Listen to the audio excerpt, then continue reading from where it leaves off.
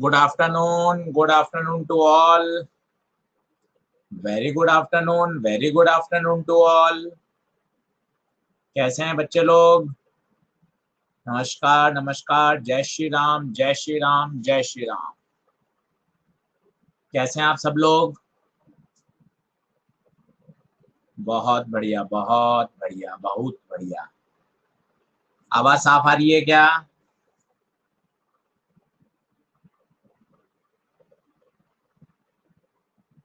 बहुत बढ़िया।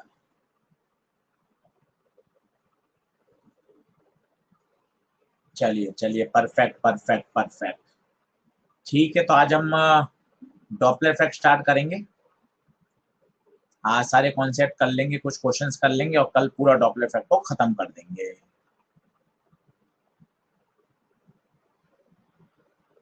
खुश रहिए खुश रहिए।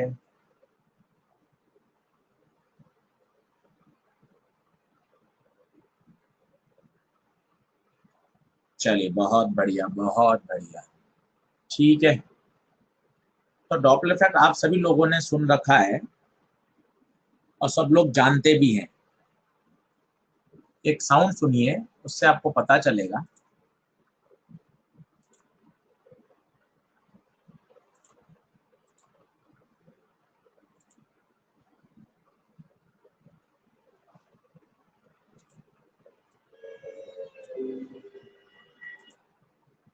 आ रही है क्या साउंड? देखिए,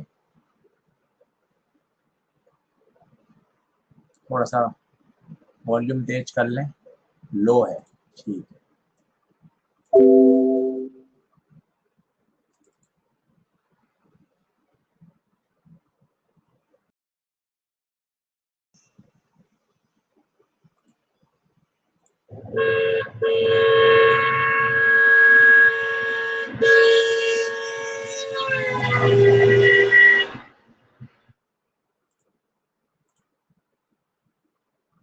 सुनाई दिया क्या?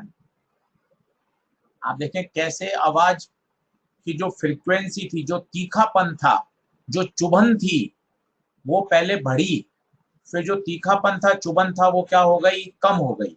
ये जो तीखापन है, इसे हम बोलते हैं पिच, इसे हम बोलते हैं फ्रीक्वेंसी।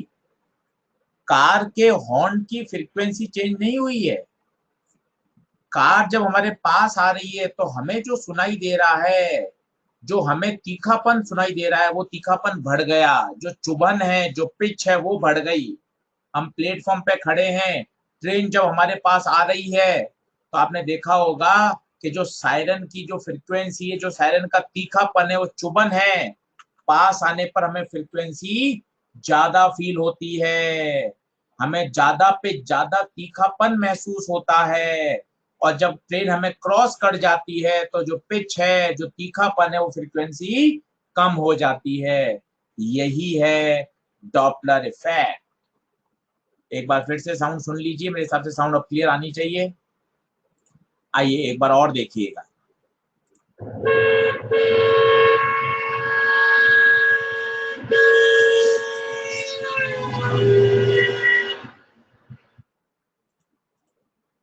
क्लियरिटी है क्या? बढ़े आगे? ठीक है, तो आज हम इसके डेरिवेशन पढ़ेंगे और इसके कुछ न्यूमेरिकल्स करेंगे और कल इस टॉपिक को खत्म कर देंगे। बिल्कुल, एरकोडेव कह रहे हैं क्लियर सुनाई दिया है। थैंक यू एरकोडेव। बिल्कुल, इशिता झा, मोहम्मद आसिफ सब कह रहे हैं बहुत बढ़िया सुनाई दिया। चलिए, तो आज हम यही पढ़ेंगे कि जब जब सोर्स और ऑब्जर्वर के बीच में रिलेटिव मोशन होता है, whenever there is a relative motion between source and observer, either source चले, आइदर ऑब्जर्वर चले और दोनों चले, तो ऑब्जर्वर को जो फ्रीक्वेंसी फील होती है, वो एक्चुअल फ्रीक्वेंसी से कुछ अलग होती है। उसे हम बोलते हैं एपरेंट फ्रीक्वेंसी। ये कम भी हो सकती है, ज्यादा भी हो सकती है, और इसे ही कहा जाता है डॉपलर इफेक्ट। इसे ही कहा जाता है डॉपलर इफेक्ट। डॉपलर वैज्ञानिक का नाम है। डॉपलर एक वैज्ञानिक का नाम है। रिलेटिव मोशन की वजह से जो फ्रीक्वेंसी चेंज, जो हम नई फ्रीक्वेंसी ऑब्जर्व करते हैं बच्चों, वही डॉपलर इफेक्ट है। सोर्स की एक्चुअल फ्रीक्वेंसी कभी नहीं बदलती। जो कार के हॉर्न की जो फ्रीक्वेंसी है, जो उसकी पिच है, वो नहीं बदलेगी। आपको जो ऑब्जर्व हो रही है वो क्या होगी, अलग महसूस होगी। ऑब्जर्वर जो फील करता है वह फ्रीक्वेंसी को हम बोलते हैं अपरेंट फ्रीक्वेंसी, जो कि एक्चुअल फ्रीक्वेंसी से कम भी हो सकती है, ज्यादा भी हो सकती है। कब कब होगा Doppler effect? Whenever there is a relative motion.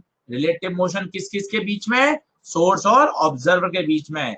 Either source चले और ऑब्जर्वर चले और दोनों चले, तब हमें क्या महसूस होगा? Change in frequency. बताइए क्लियर है क्या? सभी प्रकार की वेव्स में पाया जाता है। डॉपलर इफेक्ट साउंड भी होता है, लाइट में भी होता है, दोनों हम पढ़ेंगे, दोनों हमारे सिलेबस में है। चलिए क्लियर है, क्लियर है, क्लियर है, बहुत बढ़िया, बहुत बढ़िया, बहुत बढ़िया। आइए एक बार पढ़ लीजिए जल्दी से पॉइंट, जल्दी से पॉइंट पढ़ लीजिए।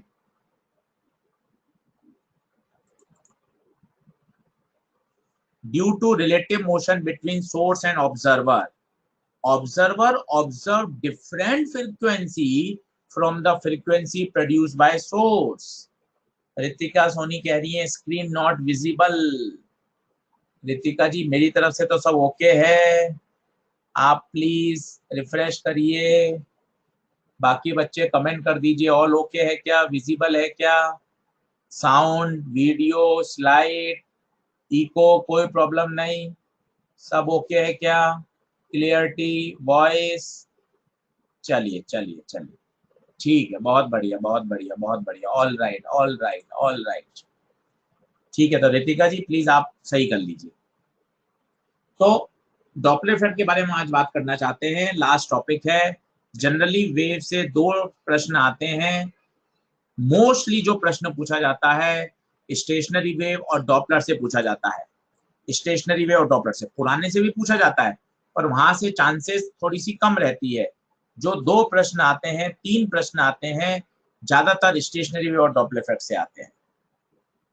चलिए, तो due to the relative motion between source and observer, observer observe different frequency from the frequency produce by source.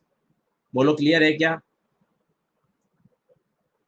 ये बात क्लियर है, क्लियर है, क्लियर है। तो याद रखिए फ्रीक्वेंसी में क्या आना चाहिए? चेंज। किसके कारण? रिलेटिव मोशन के कारण। इसे कई लोग पिच चेंज फिनोमिना भी बोलते हैं, एनसीईआरटी में लिखा हुआ है पिच चेंज फिनोमिना। फ्रीक्वेंसी और पिच इंटर रिलेटेड हैं, तो फ्रीक्वेंसी से चेंज है, इंटेंस लाउडनेस से रिलेटेड नहीं है। पिच, तीखापन, चुभन, फ्रीक्वेंसी, इससे रिलेटेड फिनोमिना है, इस बात को ध्यान रखिएगा। तो डॉपलर ने कहा था जब जब रिलेटिव मोशन होगा बिटवीन सोर्स एंड ऑब्जर्वर का, तब तब आपको जो फ्रीक्वेंसी महसूस सुनाई देगी वो एक्चुअल फ्रीक्वेंसी ऑफ सोर्स से क्या होगी? अलग होगी। बोलिए क्लियर है क्या, क्लियर है क्या, क्लियर है क्या? चलिए डन डन। सभी तरह की वेव में डॉपलर इफेक्ट होता है, साउंड वेव में, लाइट वेव में, ईएम वेव में। पहले हम साउंड वेव में पढ़ेंगे डॉपलर इफेक्ट, फिर हम लाइट में पढ़ेंगे।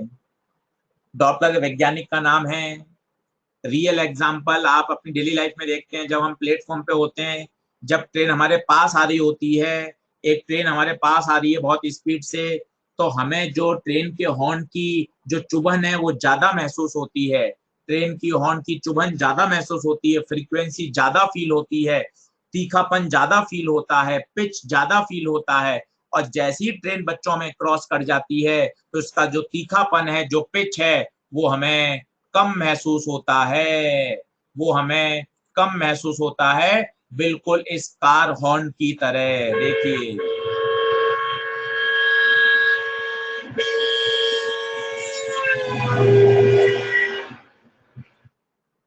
बिल्कुल इस कार हॉर्न की तरह, जैसे जैसे हमें पास आएगी वैसे वैसे हमें जो चुभन है, जो तीखापन है, वो बढ़ेगा। और जैसे जैसे दूर जाएगी वैसे वैसे जो पिच है, जो फ्रीक्वेंसी है, जो तीखापन है, वो कम हमें सुनाई देगा। कार के हॉर्न की एक्चुअल फ्रीक्वेंसी में कोई कोई परिवर्तन नहीं हो रहा। सोर्स की एक्चुअल फ्रीक्वेंसी कभी नहीं बदलती, सोर्स की एक्चुअल फ्रीक्वेंसी कभी नहीं बदलती। ऑब्जर्वर जो फील करता है उसे अपरेंट फ्रीक्वेंसी कहा जाता है। बोलिए क्लियर है क्या? डन डना डन डन है क्या? पढ़ें। Clear clear. राजदीप तिवारी कह रहे हैं आपकी लास्ट क्लास कब है?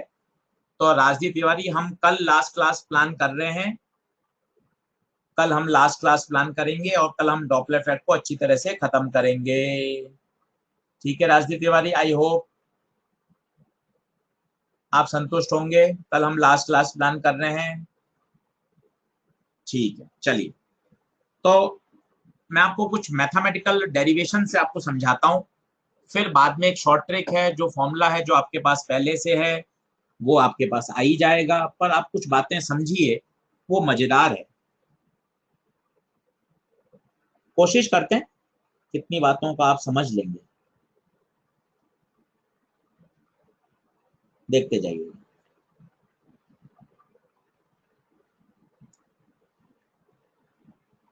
कुछ फंडामेंटल है, फंडामेंटल समझेंगे तो मजा आएगा। When both are at rest, दोनों ही रेस्ट में। तो ये सोर्स है, कार मान लीजिए, हॉर्न मान लीजिए, ये ऑप्शन रेस्ट, रेस्ट। ये लाइन ऑफ साइट कहलाती है, लाइन ऑफ मोशन। जितनी भी वेलोसिटी होंगी वो सोर्स और ऑब्जर्वर को मिलाने वाली लाइन के अलोंग ही होंगी। हाँ, अगर सोर्स किसी एंगल पे जा रहा होगा तो कुछ समय बाद हम करेंगे तो हम एक कंपोनेंट ले लेंगे। अभी जितनी भी आप वेलोसिटी देखोगे, इस सब की सब वेलोसिटी चाहे सोर्स की हो चाहे ऑब्जर्वर की हो, सब इस लाइन ज्वाइनिंग सोर्स और ऑब्जर्वर के अलोंग होंगी। ठीक है, अब ध्यान से देखिए, मान लो अभी दोनों रेस्ट में हैं और इसकी फ्रीक्वेंसी है, ये 100 हर्ट्ज की साउंड प्रोड्यूस कर रहा है, फ्रीक्वेंसी 100 हर्ट्ज है। पहले तो मुझे बताइए 100 हर्ट्ज का मतलब क्या होता है? 100 हर्ट्ज का मतलब क्या है? मतलब ये एक सेकंड में कितनी वेव पैदा कर रहा है? 100 वेव्स। 100 साइकिल पर सेकंड कह सकते हैं, 100 वेव पैदा कर रहा है। ये देखिए, ये वेव फ्रंट के रूप में मैं बना रहा हूं, और ये वेव ट्रेवल करेंगी। बताइए किस स्पीड से ट्रेवल करेंगी? किस स्पीड से ट्रेवल करेंगी? ये वेव ट्रेवल करेंगी स्पीड ऑफ साउंड से। स्पीड ऑफ साउंड से ट्रेवल करते हुए किसके पास पहुंचेंगी? ऑब्जर्वर के पास पहुंचेंगी। ध्यान दीजिए, ध्यान दीजिए, जो वेलोसिटी है, स्पीड ऑफ साउंड है, वो मीडियम का करेक्टरिस्टिक है, मीडियम का करेक्टरिस्टिक है। एक बार सोर्स ने साउंड पैदा कर दिया, पैं, अब ये मीडियम में चला गया। अब ये मीडियम में जो ट्रेवल करेगा वो मीडियम के करेक्टरिस्टिक के हिसाब से करेगा, और एयर जो मीडियम है उसमें साउंड की जो स्पीड है वो 330 मीटर पर सेकेंड होती है। क्या ये बात क्लियर है? अच्छा, वेवलेंथ क्या होता है? Wavelength, what is wavelength? What is wavelength? Wavelength होता है distance between two consecutive waves. समझिए कॉन्सेप्ट को, distance between two consecutive waves, ये वेवलेंथ है। आप इसको बहुत अच्छे तरीके से समझ सकते हैं, जैसे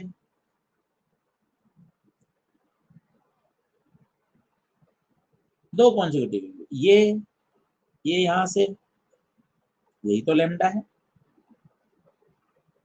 सभी जानते हैं।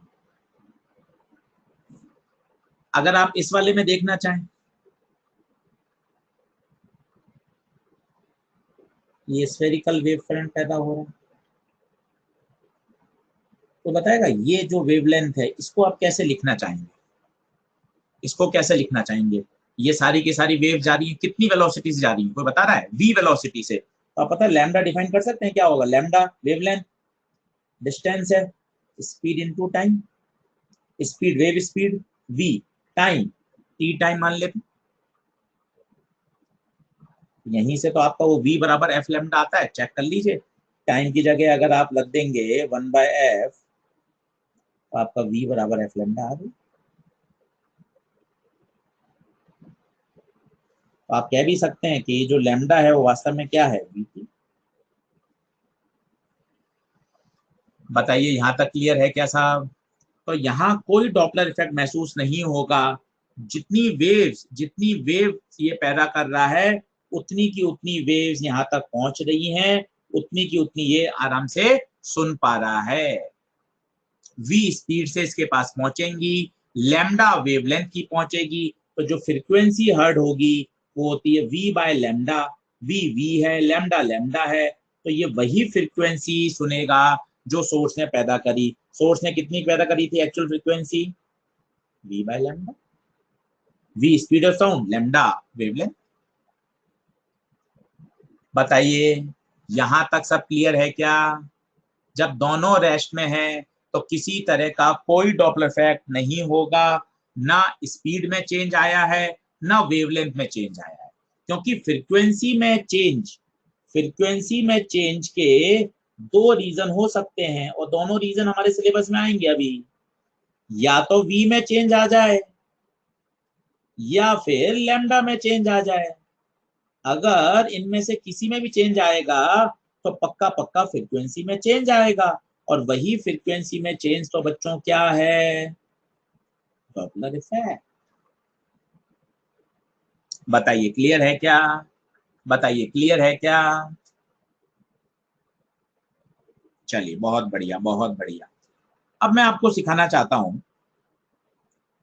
कुछ डेरिवेशन पार्ट हम करते हैं। केस 1 लेते हैं, केस 2 ले लीजिए, दोनों रेस्ट में तो आपने पढ़ ही लिया। ये सोर्स है, ये अभी रेस्ट में है,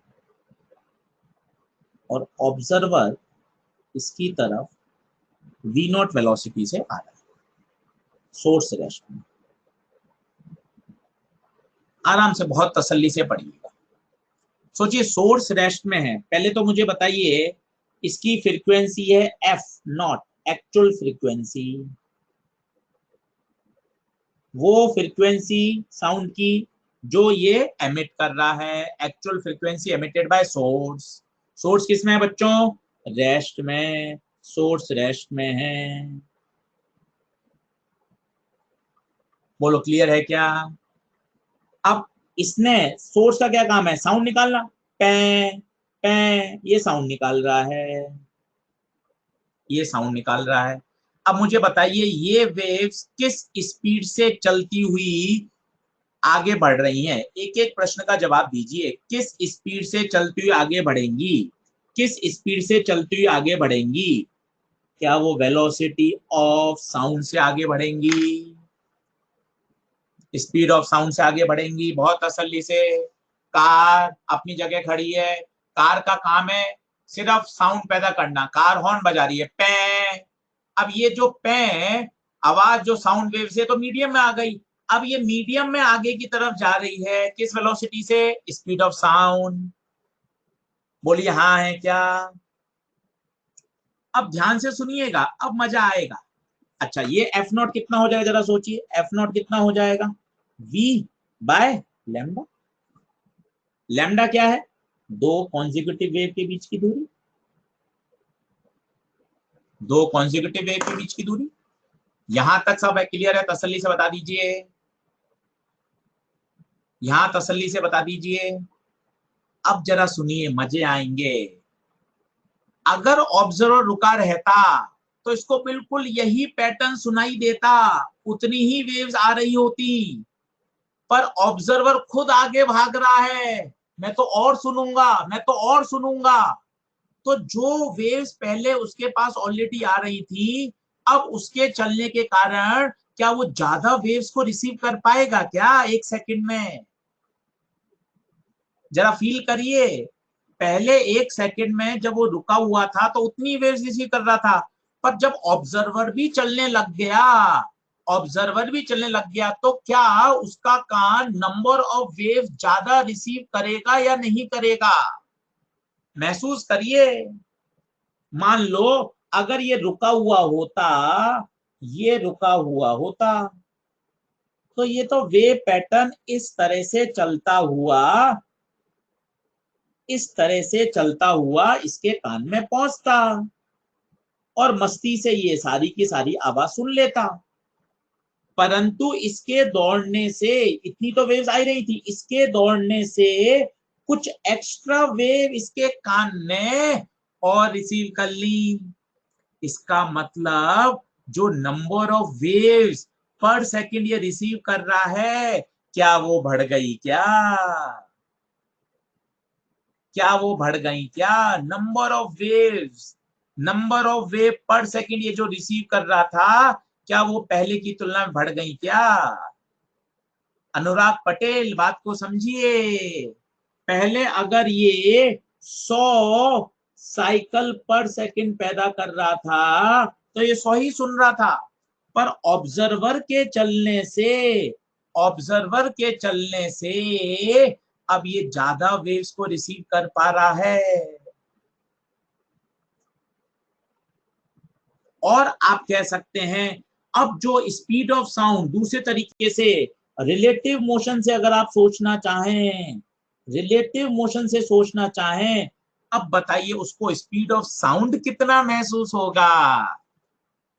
ये दूसरा तरीका करण पटेल। अब बताइए उसको स्पीड ऑफ साउंड कितना महसूस होगा? बहुत सुंदर, v plus we naught speed of sound. अब उसको कितना महसूस होगा? v प्लस वी नॉट होगा। तो जो उसको फ्रीक्वेंसी अपरेंट महसूस होगी, हमें रटा हुआ है v बाय लैम्डा, ये तो रटा हुआ है, पर v नहीं, v प्लस वी नॉट। और लैम्डा एक्चुअल, लैम्डा चेंज नहीं हुआ है, यहाँ स्पीड चेंज हो गई। लैम्डा, यहां से लैम्डा निकाल दीजिए, v बाय एफ नॉट। तो बेटा जी F apparent v plus we naught upon v into F naught. ध्यान दीजिए, ऑब्जर्वर के चलने से लैम्डा में कोई चेंज नहीं होता, क्योंकि लैम्डा तो है दो कॉन्जिक्यूटिव वेव्स की बीच की दूरी, वो चेंज नहीं हो रही है। लैम्डा है दो कॉन्जिक्यूटिव वेव्स के बीच की दूरी।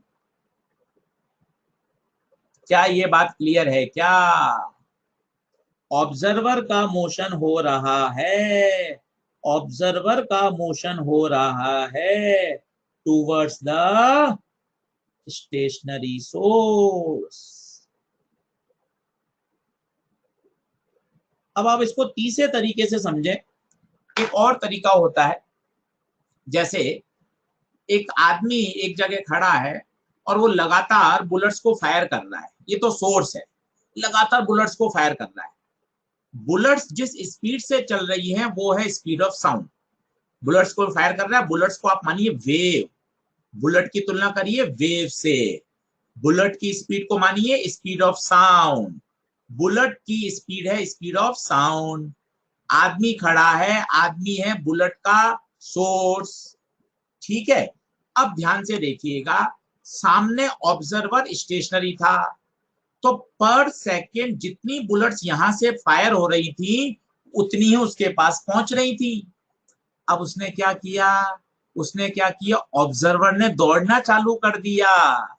सोचिए, ऑब्जर्वर ने दौड़ना चालू कर दिया।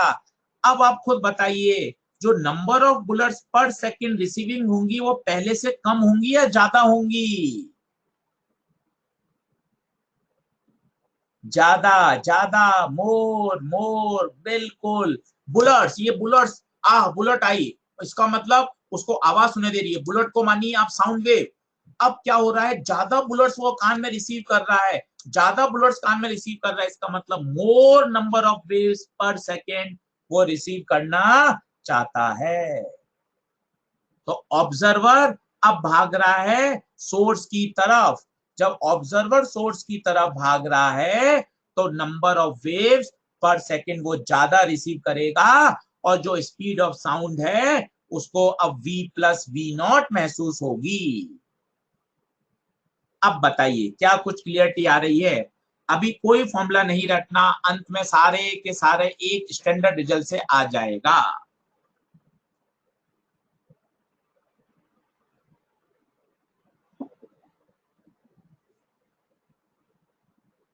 Done done done.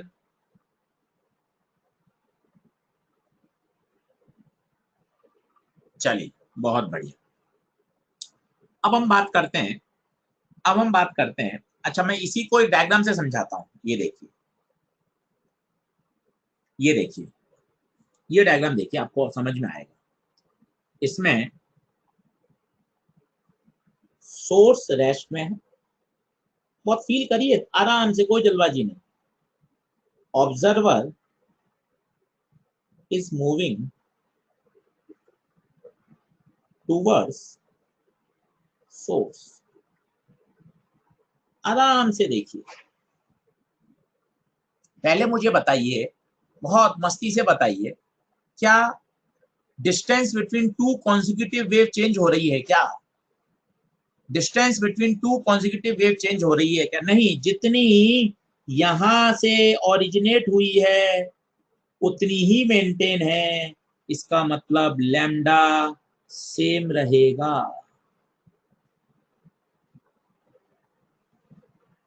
अब अगर आपको फ्रीक्वेंसी की फील आ जाए ना, तो बस फ्रीक्वेंसी की आप फील लीजिए, वो मजेदार है। फ्रीक्वेंसी की फील क्या होती है? जैसे मान लो सोर्स की फ्रीक्वेंसी है 100 हर्ट्ज, दूसरे शब्दों में 100 साइकिल पर सेकेंड, तीसरे शब्दों में 1 सेकेंड में सोर्स 100 वेव्स जनरेट कर रहा है।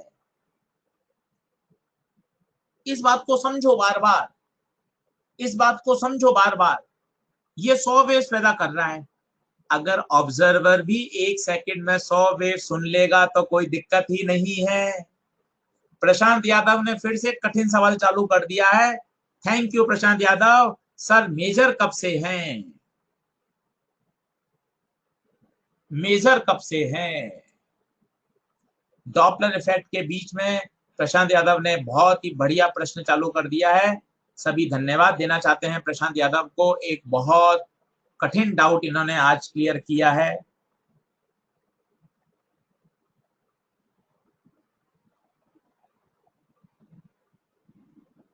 पहले टॉपिक पढ़ लो, मेजर भी अच्छी तरह से देना।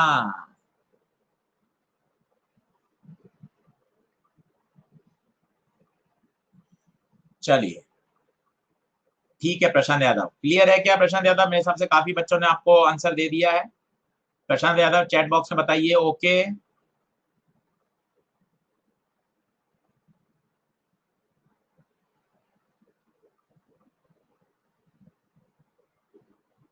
ओके ओके, चलिए ठीक है, तो आगे बढ़ते हैं।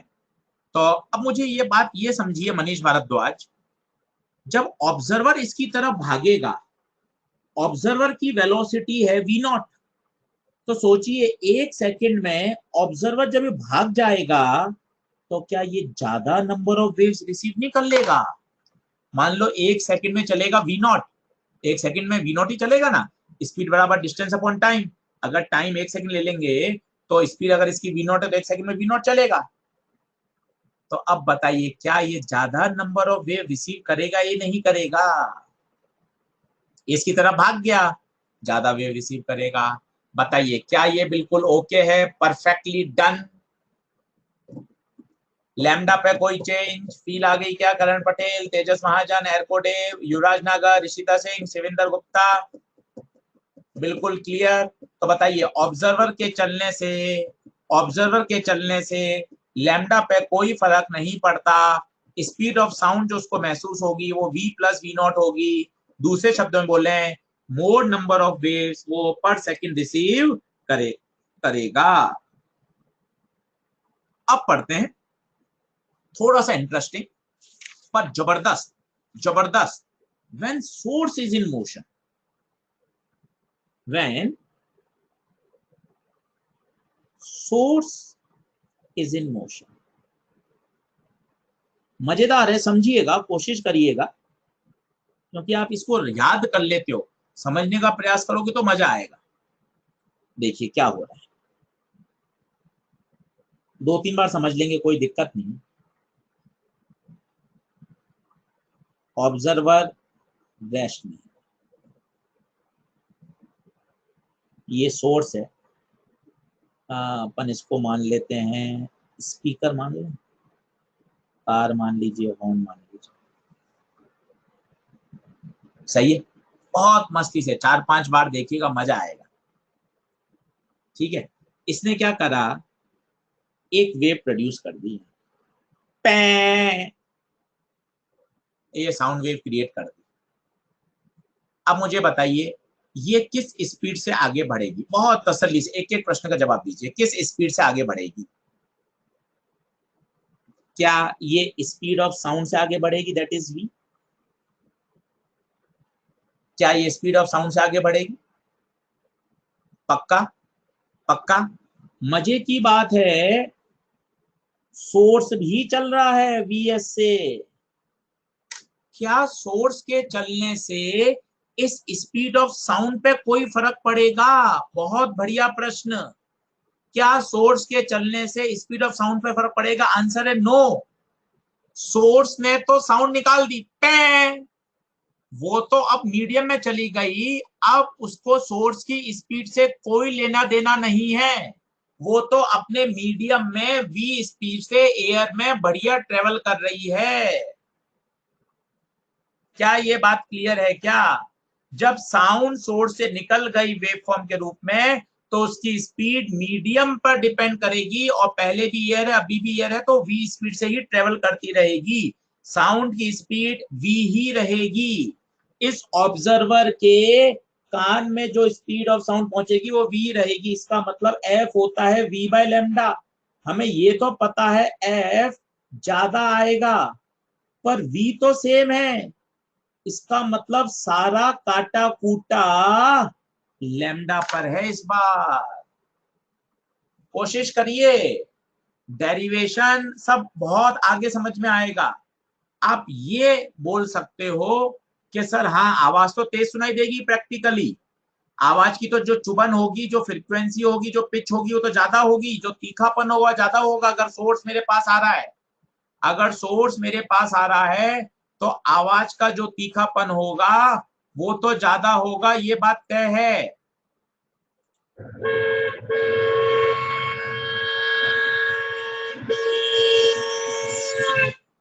अगर सोर्स मेरे पास आ रहा है, तो जो आवाज का तीखापन है वो तो ज्यादा होगा। और आपने ये भी बोल दिया कि सर जब हॉर्न से साउंड निकल गई, तो मीडियम में वी स्पीड से ही ट्रेवल करते हुए ऑब्जर्व तक पहुंचेगी। तो फिर वो चुभन, जो पिच को बढ़ाने की जिम्मेदारी अब किसकी है? पिच के बढ़ाने की जिम्मेदारी किसकी है? आंसर है लैम्डा की। अब लैम्डा कैसे चेंज होगा, वो ही आज के टॉपिक का सारा खेल है। देखिएगा, मजा आ जाएगा आपको। ये पहली आवाज निकल गई वी। अब इसने, अब बताइए अगली वेव कब पैदा करेगा? बताइए, आप खुद बताइए, आप बताइए अगली वेव कब पैदा करेगा? टी टाइम बाद। अगर आप 1 सेकंड लेते तो 1 सेकंड, नहीं तो टी टाइम बाद। हर वेव टी टाइम बाद ही तो आएगी, after time T, capital T, time period. बहुत बढ़िया। अब मुझे आप बताइएगा अच्छे से, बहुत तसल्ली से, ऑब्जर्वर तो वही रहेगा, ऑब्जर्वर रेस्ट में, इसमें ओके लिखो पहले बच्चों, इसमें ओके लिखो। बहुत बढ़िया। जो वेव नंबर 1 है W1, क्या ये यही रहेगी या आगे आ जाएगी? अच्छे से बताओ, क्या ये यही रहेगी या आगे आ जाएगी? इस वाली पोजीशन से आगे आ जाएगी। मान लो ये आ गई यहां वेव 1। बताइए कितनी चल रही होगी? ये कितनी चल रही होगी बताइए? V इंटू टी, क्योंकि ये तो V से चल रही थी, और T टाइम बाद नई वेव पैदा करेगा। तो क्या ये VT चल रही होगी? स्पीड बराबर डिस्टेंस बराबर स्पीड इंटू टाइम। आगे से बताइए, क्लियर है क्या? क्या वेव 1 आगे आ गई? बहुत बढ़िया। क्या सोर्स यही रहा होगा या बच्चों सोर्स भी आगे भाग गया होगा? सोर्स भी तो आगे भाग गया होगा, क्योंकि सोर्स तो लगातार Vs से चल रहा है, सोर्स तो लगातार Vs से चल रहा है। बताओ सोर्स कितना चल लिया होगा, सोर्स चला होगा Vs इंटू टी, सोर्स चला होगा Vs इंटू टी। अब ये नई वेव पैदा करने की स्थिति में आ गया, ये इसने दूसरा प्रोड्यूस किया आफ्टर टाइम टी। अब बताइए, अब बताइए, दो कॉन्सेक्यूटिव वेव के बीच की दूरी, दो कॉन्सेक्यूटिव वेव के बीच की दूरी ईमानदारी से कितनी कितनी कितनी, we T minus v S T. क्या क्लियर है क्या? यही तो वेवलेंथ की परिभाषा है। पहले वेवलेंथ चेंज नहीं हो रही, इस वाले में वेवलेंथ चेंज नहीं हो रही थी, क्योंकि वो तो लगातार लगातार दो कॉन्सेक्यूटिव वेव के बीच की दूरी चेंज नहीं हो रही थी। पर इसमें देखिए मजा आ जाएगा, ये देखिए, ये देखिए, यहां यहां वे पास पास में आ गई, इसका मतलब लैम्डा कम हो गया। इससे पास आ रही हैं, इससे दूर जा रही हैं, यहां लैम्डा इसके लिए बढ़ जाएगा। क्या फील आ रही है क्या? हम ये वाला डिस्कस कर रहे हैं, हम ये डिस्कस कर रहे हैं बच्चों। फील आई क्या? अनुराधा पटेल, निखिल गुप्ता, उमा कहर, करण पटेल, ऋषिका। मतलब distance between to consecutive wave change हो गई। इसका मतलब सोर्स के मोशन से बच्चों लैम्डा हमेशा चेंज हो जाता है। तो बताओ लैम्डा इफेक्टिव कितना, v minus v s into T, ये लैम्डा इफेक्टिव। तो अपरेंट फ्रीक्वेंसी जो सुनाई देगी वो हमें तो रटा हुआ है v बाय लैम्डा, v तो वही रहेगा, speed of sound v minus v S. T की जगह लिख सकते हैं 1/f0, इसकी फ्रीक्वेंसी f0 है, f0 ऊपर चला जाएगा।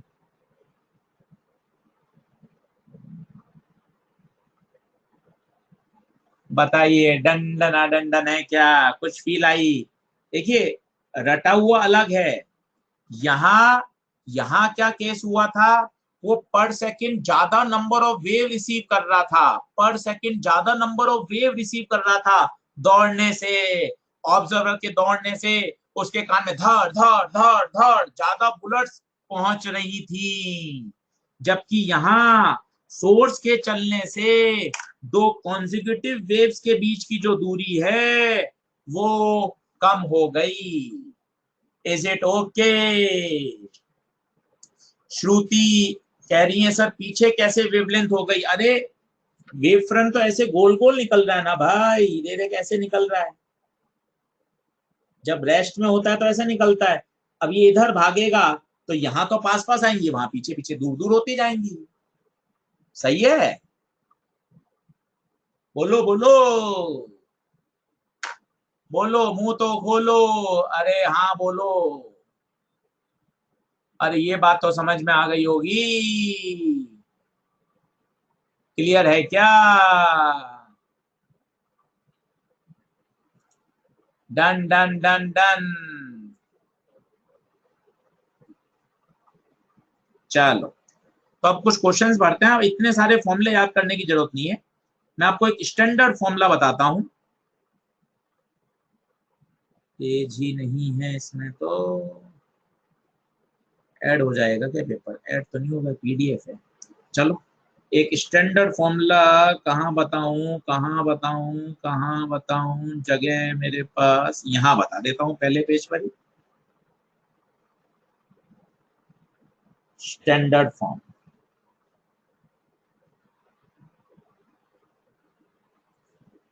आप हमेशा ऐसे याद रखिए, सोर्स चल रहा है Vs से,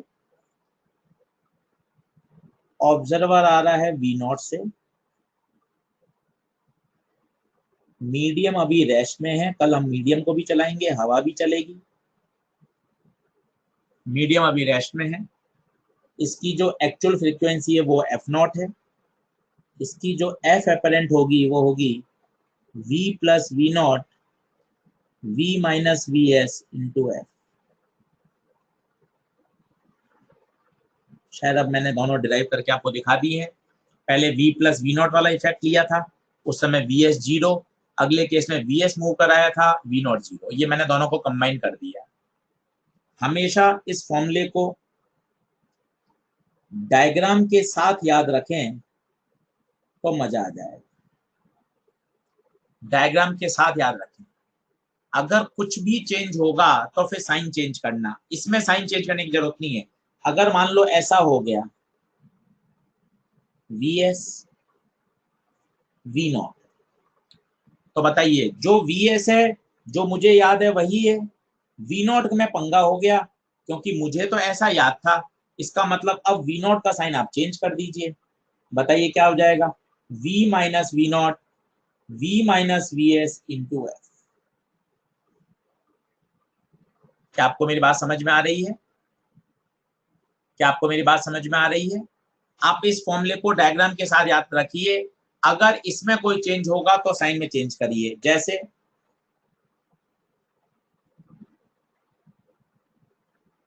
अब देखिए, अब इस फॉर्मूले में इसमें दोनों ही साइन बदलने पड़ेंगे क्योंकि मुझे तो ऐसे याद है जब दोनों एक तरफ आते हैं तो वी एस भी चेंज होगा, वी नॉट भी चेंज होगा, साइन बदल दीजिए। बताइए क्या हो जाएगा, वी नॉट उल्टा हो गया तो वहां साइन चेंज कर दीजिए, वी एस भी उल्टा हो गया, साइन चेंज कर दीजिए। तो वो जो साइन है, वो जो साइन है वो इस डायग्राम के हिसाब से है। इसमें कोई चेंज होगा तो फिर आप साइन चेंज कर दें। क्या क्लियर है? क्या क्लियर है? क्या 8-10 न्यूमेरिकल करेंगे तो अपने आप क्लियरिटी आ जाएगी। अच्छा, ये अब आपको मेरे हिसाब से क्लियर हो जाएगा। सोर्स सोर्स अगर मोशन करेगा तो पक्का पक्का लैम्डा में चेंज आएगा, क्वेश्चन है पीएमटी का। और ओनली अगर ऑब्जर्वर मूव करे तो there will be no change in lambda. What is lambda? उसको आप फील करिए, the distance between two consecutive waves. बताइए बताइए बताइए, सबने बोला ठीक है, सबने बोला ठीक है।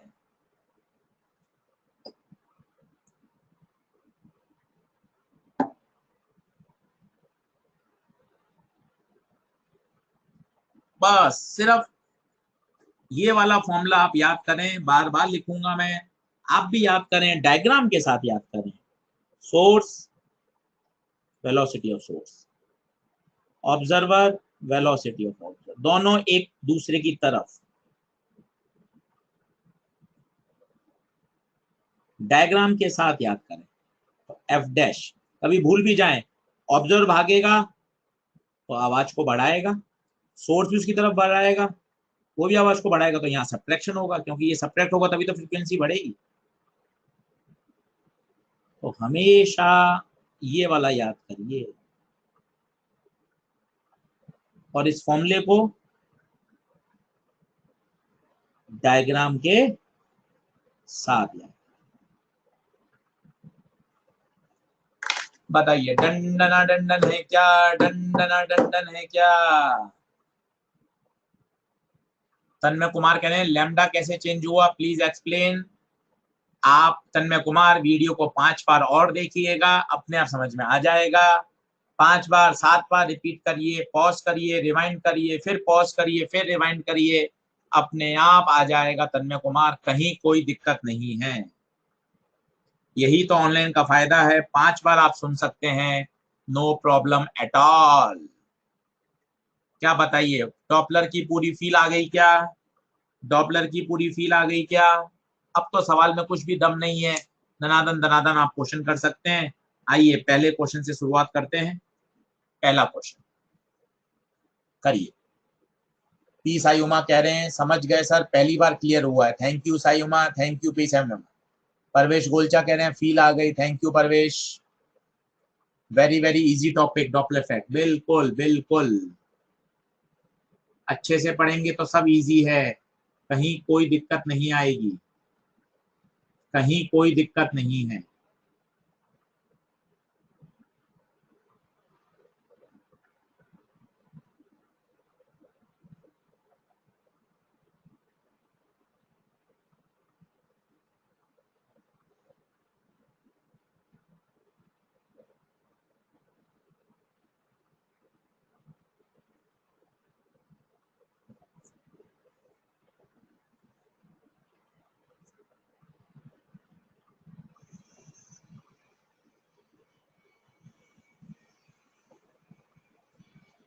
ठीक है, आइए देखिए, a railway engine moving with a speed of 60 metre per second, तो पक्का पक्का रेल इंजन हो गया। फोर्स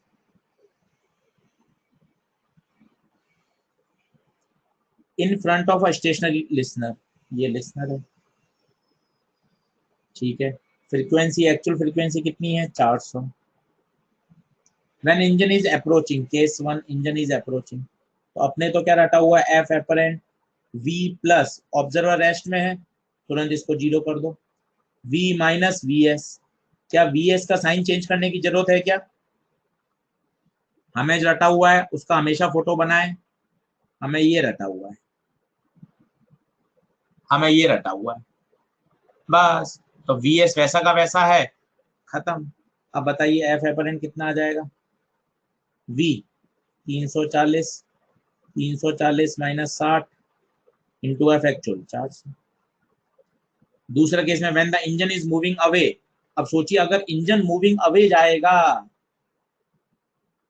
प्लीज तसल्ली से करिए, सवाल गलत मत करिएगा।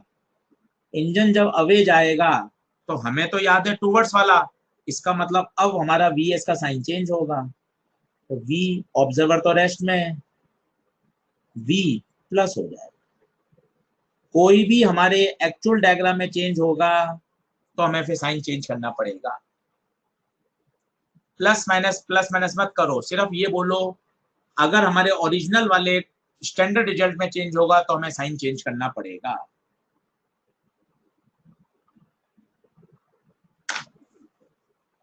क्लियर है क्या, क्लियर क्लियर क्लियर, बता दो भाई लोगों, बता दो। दंडना दंडन है क्या, दंडना दंडन है क्या।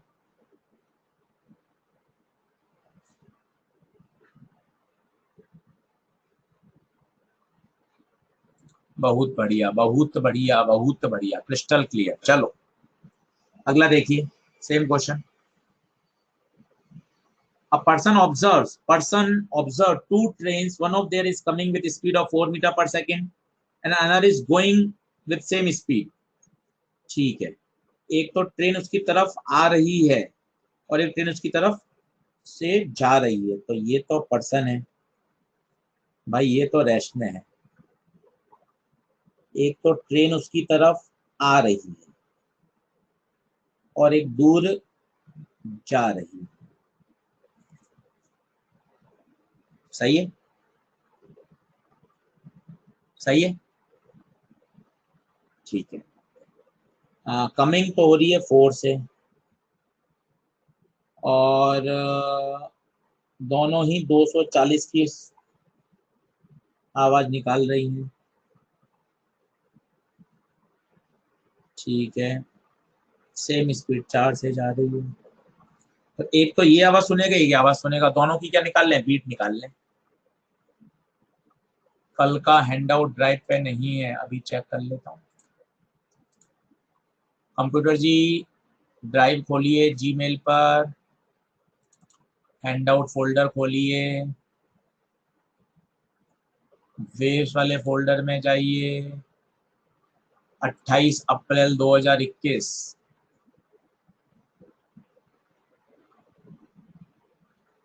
अच्छा कल का हैंडआउट है तो सही पर ब्लैंक है, चलिए कोई दिक्कत नहीं, सब न्यूमेरिकल ही थे, आप वीडियो देखकर सॉल्व कर लीजिएगा। हैंडआउट तो है, ब्लैंक ही है।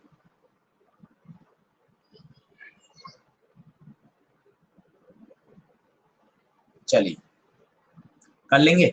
अब जरा देखिएगा इसमें, यहां जो आप फॉर्मूला लगाओगे ना एफ डैश का, तो v प्लस 0 पास आता हुआ है, पास आने में तो कोई दिक्कत ही नहीं, हमारा फॉर्मूला चलेगा। इसमें लगेगा दूर जाता हुआ, क्योंकि जरा सोचिए, वो हमें जो आप हमेशा ये वाला याद रखें कि आशीष सर हमें तो ये याद है, अप्रोच वाला, अप्रोच के साइन ये होते हैं, बस खत्म। अब इसमें कोई चेंज होगा तो होगा। अब जैसे इस केस में आप देखेंगे, इन दोनों को कंपेयर कराओ, तो अब इन दोनों को कंपेयर कराओगे तो इसमें क्या हो रहा है, सोर्स अवे जा रहा है, सोर्स अवे जा रहा है, जबकि उसमें सोर्स पास में आ रहा था। इसका मतलब सोर्स का साइन चेंज कर दो, सोर्स का साइन चेंज कर दो, बस। क्या क्लियर हो रहा है क्या, क्या क्लियर हो रहा है क्या, देख लीजिए।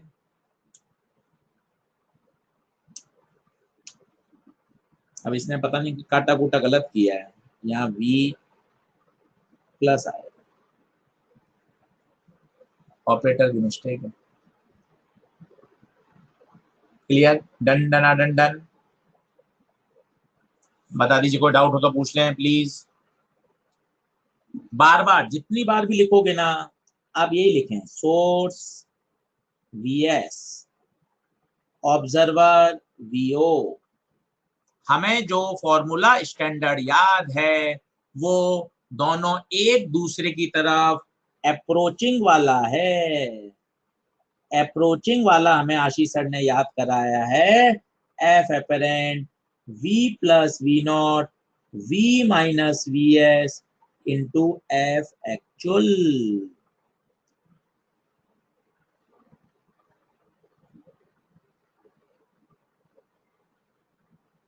बस इसमें कोई चेंज होगा फिर आप उसको चेंज करिए। डंडना डंडन है क्या? चलिए अगला।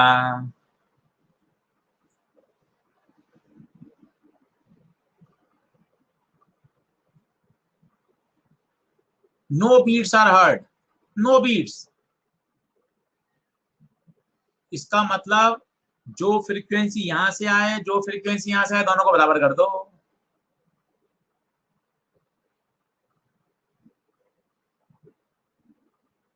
अब ध्यान से सुनिएगा, दो सोर्स हैं, ये तो पैदा कर रहा है 324 का और ये पैदा कर रहा है 320 का,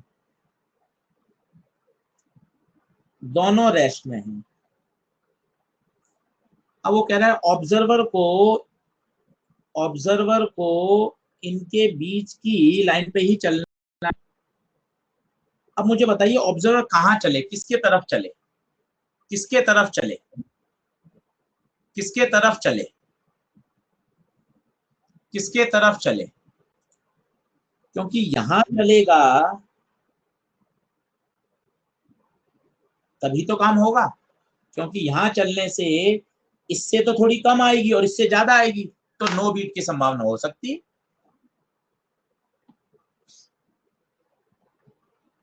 नहीं आया? सोचो सोचो सोचो। करण पटेल, जब 320 की तरफ भागेगा, 320 की तरफ भागेगा, तो वहां 320 से ज्यादा सुनेगा, और 324 से दूर जाएगा तो 324 से कम सुनेगा। तो ऐसा हो सकता है ना, वहां से 322 सुने और यहां से भी 322 सुने। आया? सोचो ना, मान लो तुमने गलत सोचा, तुमने गलत सोचा, ये सोर्स है 324 का। अब सोचो अगर तुम इसकी तरफ भागोगे, तो आराम से बताओ 324 से ज्यादा सुनोगे या 324 से कम? अन्नू कुमारी बताओ, उमा कहर बताओ, निखिल।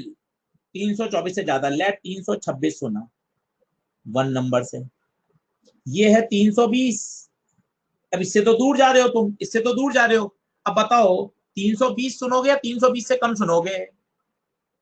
320 से कम, तो लेट 318 सुना तुमने, तो यहां तो बीट आ गई, यहां तो बीट आ गई ना भाई।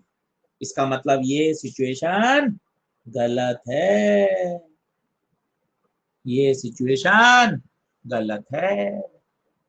अब बात क्लियर हुई क्या? उमा क्या है? निखिल गुप्ता, करण पटेल, मोहम्मद तारिक। 320 से तरफ जाओगे तो पता है क्या होगा? इस वाले सोर्स की तुम सुनोगे 322, इससे कम सुनोगे तो हो सकता है ये भी 322। तो अब नो बीट की संभावना बन सकती है। क्लियर है, क्लियर है, क्लियर है बच्चों लोगों? क्या डॉपलर का इंट्रोडक्शन में मजा आ गया क्या? ये डॉपलर का इंट्रोडक्शन है। कल हम डॉपलर के और न्यूमेरिकल करेंगे और कल हम इसको खत्म करेंगे। कोशिश करेंगे कल हमारा डॉपलर पूरी अच्छी तरह से खत्म हो जाए। ओके, चलिए चलिए, thank you so much, thank you so much, अपना ध्यान रखिएगा। Wish you all the best.